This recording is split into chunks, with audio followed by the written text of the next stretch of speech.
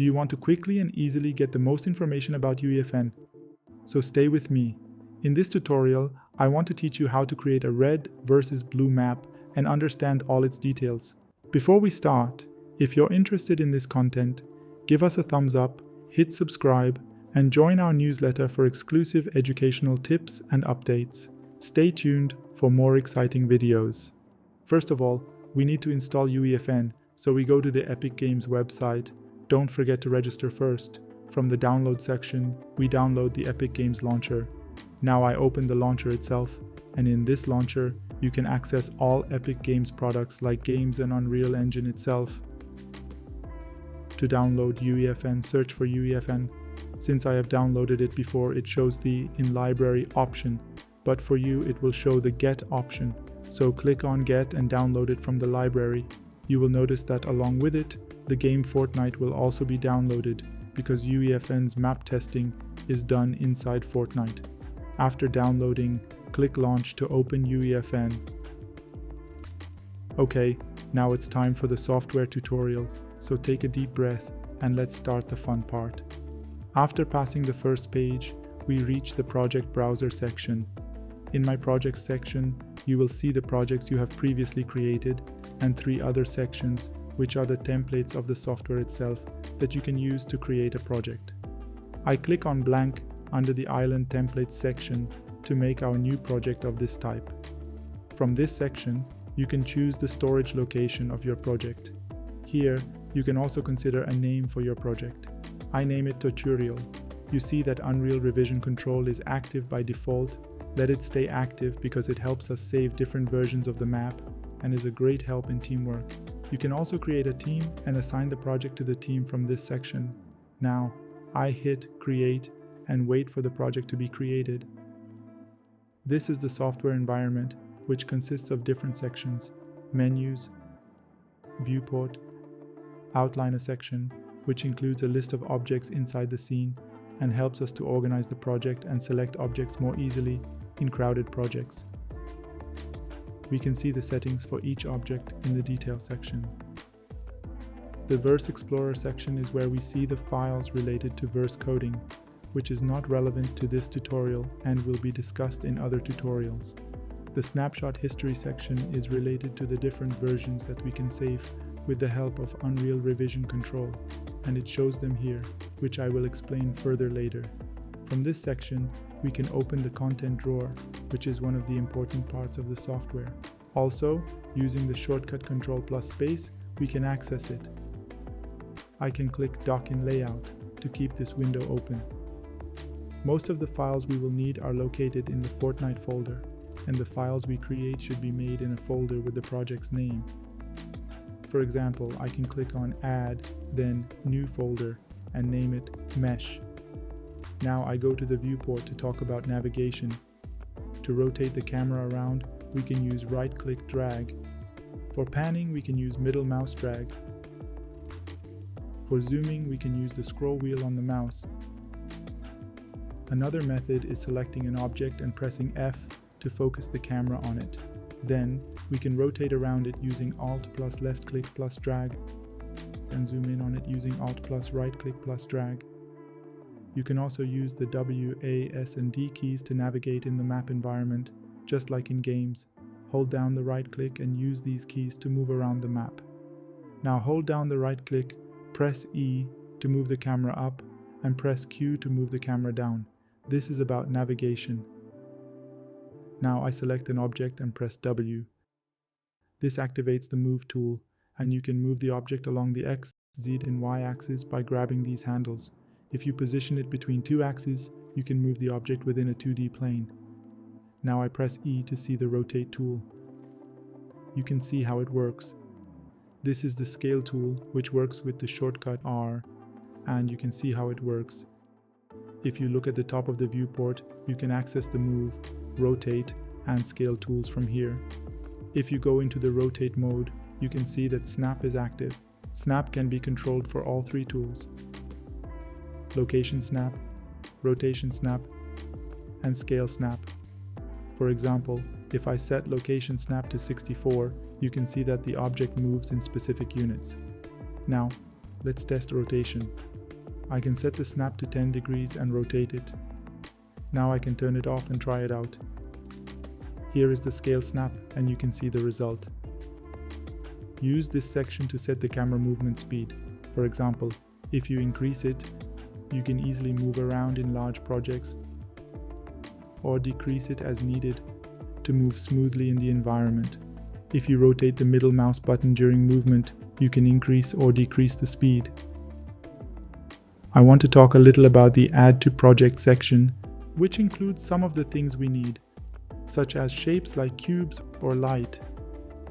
Now let's talk about the most important section in UEFN, which is the Fortnite folder.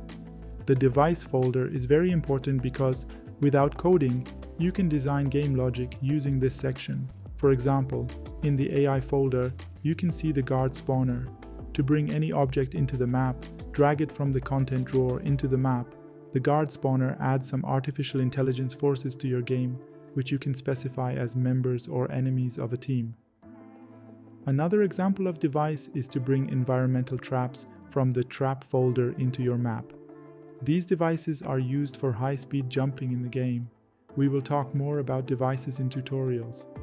Apart from the device folder, galleries, item, prefab, the prop and weapons folders are very important. Let me open the galleries folder. For example, I selected the nature section and brought in one of the plants. The other subfolder is important as it contains models related to the red versus blue map. Now, I close the galleries folder and move to the item folder. If you have played Fortnite, you will recognize these items such as shields, bullets, and so on. When you place them on the map, they appear as item spawners. Next, I go to the weapons folder. If you place them in the map, they also appear as item spawners. An important note about weapons is that each weapon has a suffix between L1 to L6 or L7. The higher the number, the more powerful the weapon. For example, L1 weapons are ordinary and gray, while L6 weapons are strong and golden. Let's talk about the prefab and prop folders. If you pay attention, you'll see that the subfolders in these two sections are similar. For example, I opened the castle folder in the prefab section. The objects inside the prefab folder are all grouped together and ready to be placed on the map to create a complete building as a group. Now, I open the castle folder in the prop section. You can see that the same objects are arranged separately so that we can build the structure ourselves.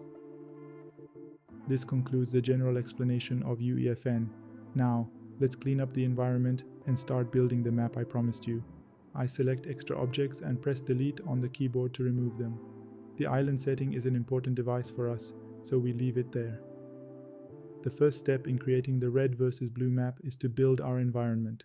As I mentioned, the models we need are in the galleries, other folders. You can see the subfolders for blue and red. I open the red subfolder. Here, there are two floor models, one with two colors. It depends on your preference which one you use. I place both of them in the map to make a selection. I keep the single colored one and delete the other one. You can see that Snap is working on them. If I turn off Snap, it will be smoother to move them, but it's easier to build this map with Snap enabled. In UEFN, you can copy by holding down the Alt key and dragging along an axis. Now I select two of them using the Control key and copy them. Now I choose four of them. You can hold down Shift while copying to move the camera with your object. For the middle area of the game, I have considered 16 tiles with 8 for the red area. So let's build its width. I selected all the floors and started copying them. After copying 4 times, I can select all of them using Outliner by selecting the first floor and holding Shift to select the last floor, so that all of them are selected. I copy them so that the width of the middle area is 8. Now, I find the walls in the content drawer and bring them into the map to select the single colored one. I place the wall in its position. Since Snap is active, we can even invert it by moving it. Now, I start copying to build the wall. I considered the wall height 5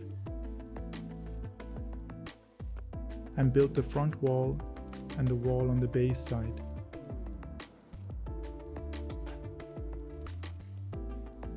Now, I create the ground area of the base section, where players spawn and get ready for attack.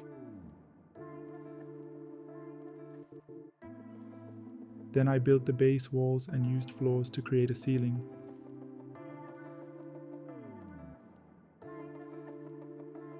The front area of the base is very exposed to gunfire.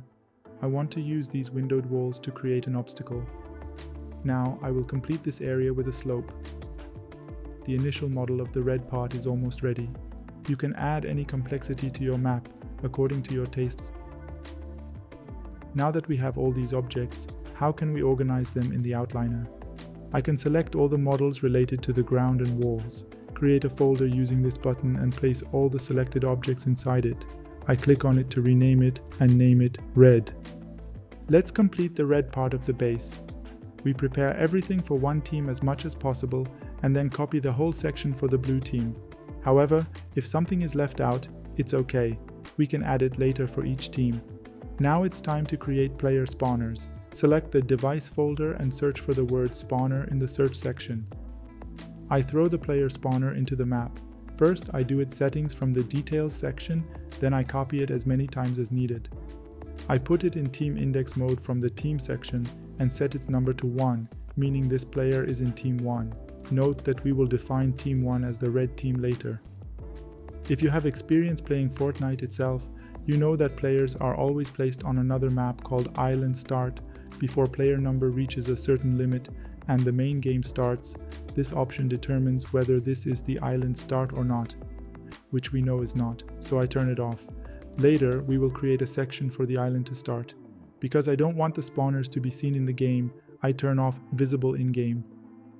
Now I copy the player spawner 7 times to make the number of red players 8. I select them in the outliner and create a folder called Red Players for them. I place the folder by dragging it into the red folder. I select the device folder again and search for team. The device team setting and inventory is a very important device for defining a team. I throw it into the map. Go to its settings, activate team name and name it red. You can choose red-orange from the color section. In the item list section, you can define default values for your player's inventory. For example, if I click on plus and open an index, I can search for shotgun in the list and select one of the weapons.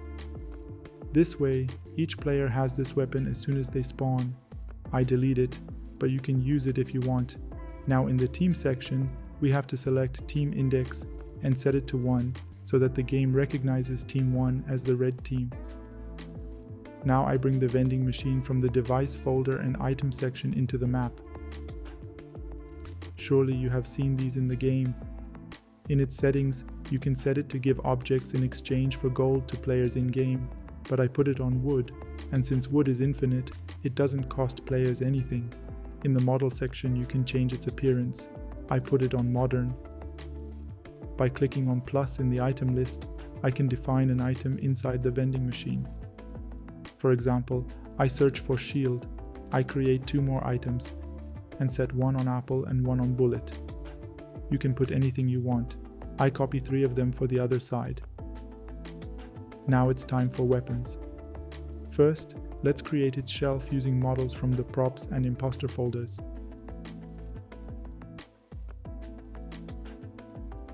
To place weapons, I throw an item placer from the device and item folders into the map. In its settings, I activate respawn and set its value to 1 second so that when a player picks up a weapon, it becomes available again after 1 second for other players. Now, with the help of the item list section, I can define a weapon. I search for one of the weapons and select it. In the visual style section, there are 3 modes. You can see the model itself, you can see an icon, or in the third mode, you can see an icon where it always rotates towards the camera. I like the mode of the model itself. You can arrange shelves based on weapon type or power. For example, shotguns on one shelf and all rapid-fire weapons on another shelf. It's up to you. Let's start arranging them. For easier completion of this task, I go to the weapons folder and dock it. Now I copy the weapon, choose from the desired weapon folder. Then I go to the item list section in the weapon settings inside the map and use this button to replace it with the weapon selected from the folder. I create more weapons inside the map this way, that is, copying the weapon, selecting the weapon from the folder, and replacing it with the weapon inside the map. I try to make all weapons from level L5 and above. You can have any number of shelves and any number of weapons with different divisions.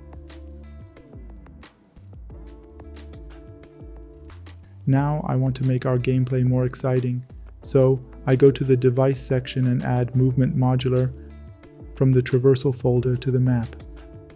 These increase the character's speed. I rotate it and place it on a suitable slope. In the settings section, I set the speed to 3, meaning it triples the player's speed. If you hit Apply Impulse, in addition to increasing speed, it gives an initial boost to the player. If Visible in Game is set to only FX, we only see arrows in the game. And if you select Yes, its model is also visible during the game. I scroll down and enable Use Custom Color and choose red. Copy it so that we have 2 of them. I go back to the device folder and add Environmental Trap from the Trap subfolder to the map. This is a launch pad. I take a copy of it and place it on the opposite side. I want to make its top slope so that when a player is launched, they are directed towards the center of the ground. So I copy slopes from the game and place them here. I use wall for its back. If you want to see everything in unlit mode or without light, press Alt+3. In this mode, I copy 2 models for the other side. Now by pressing Alt+4, I return to lit mode. I go back to the device folder. I think by now, you have realized the importance of this folder and its contents. Now, I go to the gameplay subfolder. I want to define some rules for our bases. For example, I don't want to allow building inside bases. Building should only happen in the middle of the game area. I use Mutator Zone to apply this rule and add it to the map and go to its settings. I set its length, width, and height based on the tiles inside the base and adjust its position. Inside this zone is where our rules are applied. In the settings section, I apply these rules. You will see many rules that you can apply according to your preference. For example, whether a player can jump or not, what should be the intensity of gravity, and rules like that. The Enable VFX option means when a player enters this zone, an effect is executed which we don't want, so we turn it off. I enable Allow Weapon Fire and disable Allow Build. Now from that same folder, I add a damage volume to the map and adjust its size and location just like Mutator. Here we set it so that enemy players cannot enter our base, and if they do, their health decreases. We want combat to only happen in the middle part. The damage option is the amount of health that the enemy player loses every second. In the selected team section, I choose the team index mode and select 2. As you know, the red team is team 1 and its enemy is team 2. Now, I move back to see the base better. If you press G on the keyboard, you will see the game mode view, which means everything will be seen in this way in the game. Based on the models and groups inside the map, I organize the outliner into folders. I select weapons and assign them to a folder named Red Weapon and place the folder inside the Red folder. I forgot about the shelves, so I select them, right-click, and move them to the Weapons folder. Organize the rest of the objects according to your preference and place the folders inside the Red folder. This way, all objects related to the red part of the game are in the Red folder.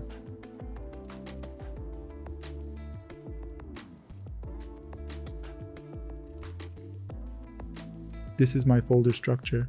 Now I want to copy all the objects in the red section for the blue section. To select all of them, I can right-click on the red folder and choose Select, and then All Descendants, so that all objects under subfolders are also selected. This is one of the advantages of folder organization. Now, I copy and move them and rotate with Snap enabled. As all copied objects are selected, I make them a subset of a new folder and name it Blue. You can further organize the objects inside the blue folder. Some objects are not in their place, so I rearrange them. Now we need to replace all red objects with their blue counterparts to complete the map. I select all floors in the blue folder from the outliner. Then I go to the galleries and other folders and select the desired floor in the blue folder. Right-click on the floors in the map, choose Replace Selected Actors With, and select the blue floor object. Make sure the blue floor is selected in the content drawer. Now, I select the walls, choose the blue wall from the content drawer, and replace them as explained earlier. Now it's time for other objects. We turn them blue and go to these two as well. Change their color settings to blue. One of the bugs in UEFN is that when you replace objects, they are removed from their folders in the outliner, so I have to reselect them and send them back to the blue folder. Now, to define the blue team, I copy from the red team setting and take it to the blue side. I name it blue, set its color to sky blue, and set team index to 2. Now, I need to select the spawners for the blue section and change their team indexes to 2. Now I select the damage volume for the blue team and set it to 1 in the selected team section so that the red team, team 1, cannot enter here. Let's move on to game settings through island setting. I select it from the outliner and go to its settings. I will tell you about the settings needed for red versus blue game mode. I set the number of team players to 16 because each team has 8 players. I set the teams to the team index. From here we can determine the number of teams. Because we have 2 teams, I put it on 2. If you enable friendly fire, players can shoot their teammates, which we don't want. Set the UI team color option to team color so that UI is based on team colors. I usually set the game start countdown to 3 for a delay before starting. If you enable force start at maximum players, the game won't start until all 16 players join. Since I want to start with fewer players, I don't enable this option. The respawn time is a delay after a player dies before respawning. Set join in progress to spawn, so players can join in the middle of a round. In elimination settings, you can configure rewards for eliminating players, such as health, wood, gold, or other items. For example, I set it in a way that 1 gold will be added to the player. We need to turn off the Allow Manual Respawn option so that players cannot manually respawn themselves. The Use Team Score option ensures that points are awarded to the team, not individual players. If it were for individual players, their points would be deleted if they left the game. In the Elimination Score section, we specify how many points are added to the team each time an enemy is eliminated. We can consider points for assisting in eliminations as well, but I set it to 0. From the voice chat section, you can set whether only the team members can talk to each other or all the players or no one. I set it to the team only so that only teammates can communicate. I set the end condition to end game on match point win and the game win condition to most score win. The time limit option is the total duration of a round in the game, which I set to 20 minutes. I set the direction to count down. Eliminations to end means the number of kills each team needs to win. I set it to 30. The AI eliminations to end can be used when you use AI for testing. I also set it to 30. In the build mode section, you can set whether players are allowed to build or not. I turn off the building can destroy environment option and set environment damage to player build only, because we don't want the players to damage the environment we have built, but they can destroy their own or the opponent's builds. I generally set the time of day to 4 p.m. Here are the HUD settings, which I will cover later in the tutorial. So far, we have created a standard red versus blue game. Now, I want to provide you with more information and teach you some tips to make your game more engaging. One of the features that UEFN provides us with is revision control, which allows you to have different versions and access any of them whenever you want. We have created one version so far, and now we want to save it as a version. First of all, I save the map, then click on Check-in Changes, name this version Red versus Blue V1, and submit. This way, we have saved one version. Now if you check the snapshot history, our new version is here. Now, I make some changes in the game to save it as a new version. I save the map, click on Check-in Changes again and name this version Red versus Blue V2. Here we have this version of the game. You can save copies of the game here whenever you need. Now if you want to view the previous versions, you need to click on this button to load the previous version. This way you can switch between different versions. If you want to consider this version as the last version, you can click on Restore as Latest. Now it's time to test the game. I can use AI for enemies. I go to the Device folder, then AI, and create a guard spawner. I go to its settings. The number of AIs can be adjusted here. From the guard team index section, I set that to which team the AI belongs to. For the red team, I set it to 1. I also take a copy for the blue team and set its team index to 2. I select both to continue their settings. I set the spawn timer to 0 so that they spawn as soon as the game starts, and I set their radius to 20. Now, I will save the game so that we can see an initial test of what we have created. To test the game, we need to click on Launch Session so that the Fortnite game runs, and we can test our map. It may take some time, so be patient. Well, the game is running. Before heading into battle with the enemy, you can select the weapons you want. It seems like both teams are in combat. Let's help. As I said, these pads also launch us towards the game. You can see that I also have permission to build. One thing to note is that my bullets run out, and because I want to make the game smoother, I'd like to adjust the bullets so they don't run out. Well, I go back to UEFN and click on End Game. I go to Island Settings and search for the word Infinite. I enable Infinite Reserve Ammo. To apply the new changes, you need to click on Push Changes, save and wait to see Game in Progress, and then go to the game. Now, after selecting a weapon and shooting, you see we have an infinite number of bullets. As you remember, we put a volume of damage in each base so that the enemy cannot enter. Let's enter the enemy team's base. It's very difficult because the enemy won't allow it. Well, I did it. You can see that my health is decreasing. It's great. Well, from the menu, I click on End Game. One of the things we need to create is an area for the start of the game, which is the island start, so that the players can gather there before the game starts. I usually build it next to the main map. I create it with the help of the objects within the scene.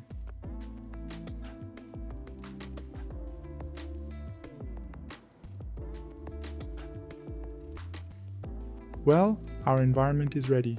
Now I need to search for the word spawner in the device folder and bring the player spawner to the map. In its settings, the player team must be set to any because this is before the game starts and teaming has not been done yet. I turn off visible in game. The most important thing is to make sure that the option Use as Island Start is enabled. Now I copy it 15 times so that the number reaches 16. Usually people put their advertisements or page addresses in this room. For example, I write the name Soleil here. To write, you can select letters from the Galleries folder, Props subfolder, and Primitive Alphabet Gallery folder and bring them into the scene. Okay, the Island Start section is done. Now I want to tell you a little bit about HUD and its settings. From the Device section, UI folder, you can bring the HUD controller to the game. Most of the UI settings are located here. For example, you can turn off the game map from this section. You can also turn off or on the wood inventory section or anything related to the build from here.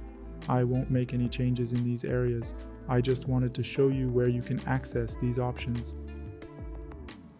Well, it's time to make our game a little more interesting. You must have seen in other maps that after a certain time, all the builds in the middle of the field reset. I want to teach you how to do this. For this task, we need two devices, a timer and an explosive device. First, from the device section, I search for the word timer and bring the timer device into the game. I place it on this wall. Now, let's set it up. The duration is based on seconds. That is, if it is set to 120, it will be 2 minutes. I enable Start at Game Start. I write the value of the timer name to Builds Reset. I set the value of Can Interact to No. It is important to set the value of Completion Behavior to Restart. so that our builds crash every 2 minutes. I set visible during game to all so that its text can be seen in the game. If it's written backward, rotate the timer. I also set the value of the timer running text to timer reset at and turn off the show on HUD option. Now let's go and make our bomb so that it explodes once every 2 minutes with the help of this timer. In our devices, I search for explosive and bring it to the game. The settings are as follows. I set the radius to 5, structure damage to 5000, and player damage to 0 because that shouldn't harm the players. I set the knockback option to none. Otherwise, the players will be thrown at the moment of the explosion. I also turn off play audio VFX, visible during the game, collision during the game, show health bar, and play audio. Now the most important part of setting this bomb is here, that we can connect the bomb to the timer and create the logic of the work. By clicking on plus in the explode section, we can give it the condition of explosion. With the help of this pick actor from, I can select the timer and from this list specify that when the timer reaches success, that is, the timer becomes 0, the explosion occurs. We also need to set it so that when the bomb explodes, it resets again so that it is ready for the next 2 minutes. So I click on plus in the reset section and connect it to the success device of the timer as well. Well, now we need to copy this bomb several times and place it at a suitable distance in the areas where players build. Here are our copies. Let me set the timer to 1 minute so that we don't have to wait too long for testing. I click on push changes and wait to see game in progress and enter the game. As you can see, the timer works. It's true that it's hard with enemies around, but I'll try to build so that we can see the effects of the bombs in a minute. That does it. Now I click on end game and go back to the editor. Alright, what if I create a room where we can place cool objects in gold but keep it locked? For example, it will be unlocked at a certain time. To do this, I take a copy of our timer and move it to the opposite side, set it to 30 seconds, name it unlock the door, and in the timer running text, I write unlock the door at. Since we want the timer to run only once, I set its completion behavior mode to stop. Now, let's create an empty space in this area. From the devices section, I go to the gameplay folder and add a barrier device to the map. This device is very important, and it's like a wall whose dimensions can be specified. Now, I adjust its length, width, and height. From this section, I can change its material. For example, I searched for black and chose this material. Then I made a copy of this wall for the sides and changed their dimensions. I complete the ground using tiles. For the ceiling, I also made a copy of the barrier device and changed its dimensions. From the material section, I search for translucent to see transparent materials. I want the light to come in. I choose one. Then I build the front wall. This wall acts like a door, and it is not going to let us go inside for 30 seconds. Just so that we can see the inside, I will use transparent material for this wall as well. Now how can I set it so that this wall disappears after 30 seconds and players can enter the room? If we go scroll down in the wall settings, we can consider a function for disable. I connect it to the timer and set the condition to the completion of the timer, meaning success.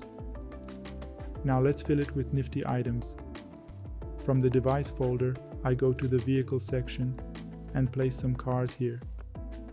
Now for coins, from the device folder, I go to the item folder and move the item placer to the map. And in its settings, I click on the plus for item list and open the index. Now I search for gold in the list and select. Make sure to tick respawn and set its delay to 0. I increase its size and make a copy of it. These AIs bother me during the test. Let me remove them from the map for now so that we can see the function of our timer. Now I click on push changes and go into the game for testing. Well, as you can see, you can't enter the room now. 30 seconds should be completed. It opened. I can get gold and choose a car.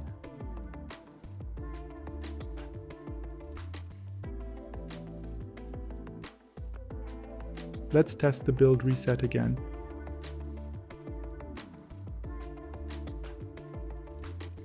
You see, this happens once every minute. The timing depends on you and your settings. Well, as you can see, if I continue to build, I can leave the map.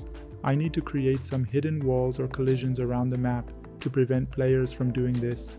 Let's go to the map to do this too. From the Place Actors section and the Shapes, I bring a cube object to the map, move it and adjust its size for one side of the wall, and place it in its correct place. Now, in its settings, I turn on Actor Hidden in-game. Now, this object will not be seen in the game. By pressing the G button, we can see the game mode. I copy it for other directions and resize it. I select 4 of them and search for translucent in the material section and give it a transparent material so that we can see the map better in the edit mode.